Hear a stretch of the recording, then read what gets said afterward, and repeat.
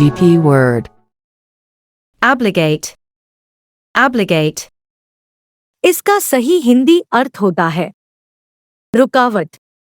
इसका मतलब है काम, विकास, मार्ग आदि में रुकावट या विराम लगाना ताकि बाधा उत्पन्न हो।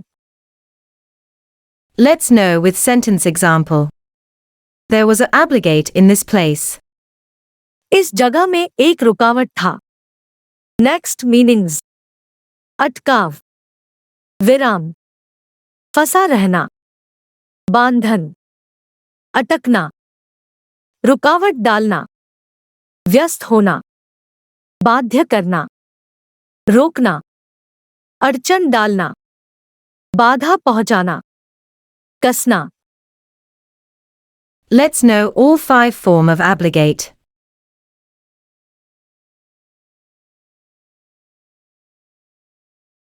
Thank you guys for watching this video from GP Word.